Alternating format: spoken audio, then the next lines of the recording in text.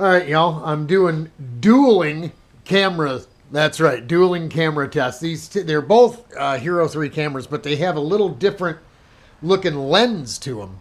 I don't know if one is wider than the other, so I'm going to do a side-by-side walk around here of the video so I can when I upload them, I can compare them. This is the vintage Zip American, Zip Eagle American that we picked up yesterday at Pittsburgh International. Lots of things wrong with this go-kart. To get it back to historic or OEM is going to take some work. Somebody fiddly fudged around with this thing. We don't know. I'm not going to blame it on the guy that sold it to me because I don't really think. I think he just bought a go-kart and ran it a few times. But he bought it from somebody from Woodbridge Kart Club over there. I believe the guy's name was Phil. That's all I know. He's got a third bearing support on here, which you don't need on a Yamaha. If you had a clutch on here and a sprint cart, maybe different story. But you don't need it for belt drive, for gear drive. I don't know why he did that. He's got that going on. But that's coming off, obviously. We may even get rid of that angled motor mount. I'm not really sure just yet. That won't stop us from running it, though. But that third bearing deal's coming off of there. We got to change that gear and this rear gear to get it to be able to run at Grattan in 3 weeks.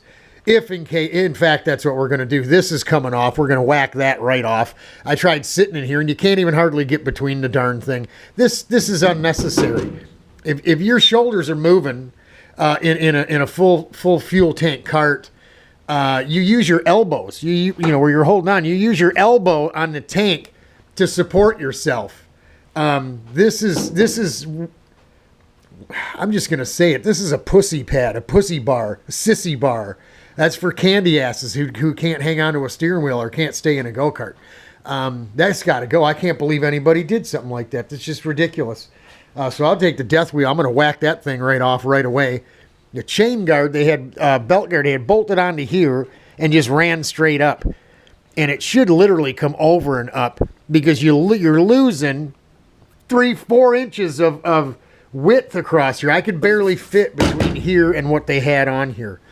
Another thing, he took a wire wheel to the fuel tanks and just destroyed the finish of the tanks. So the good thing about that is, thanks to our buddy Bruce Peck from Indianapolis, he sold us these tanks, and folks, they are absolutely spot on the same dimensional mounting size. You see those two tubes there and where they would mount here? Folks, that's spot on, dead nuts the same. I believe, knowing that the Zip Kart here is a British interpretation of an American Emic cart, I got to believe those are Emic tanks. So those are in good shape. We could probably polish those up and get them shiny chromy.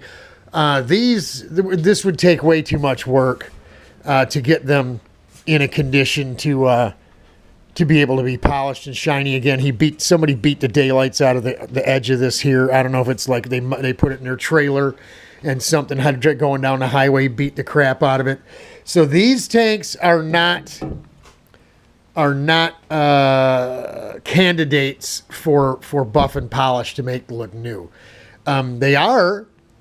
We could get the Scotch Brite and put a nice grain in them and make them look consistent anyway, or we could paint them or powder coat them, have them powder coated, and that may eventually be something we do because the frame is going to be yellow. The original stock factory color was yellow. It had a Zip Kart sticker here and a Zip Kart sticker here. Maybe. If we decide to go with paint or color on the tanks, we can do something along the lines of the Zip Kart historic factory stuff, like Martin Hines with his red and yellow. That would be kind of cool. But the one thing that really, really, really pleased me when we did get it here and take it apart is the nasty looking padding they had in this cart. I mean, I don't know what this is. felt or something. I don't know, but it looked like crap. The original upholstery was simply covered by that stuff. They looked like they taped it on. They may have spray glued it to the front side, the vinyl side or whatever of this original piece of upholstery, and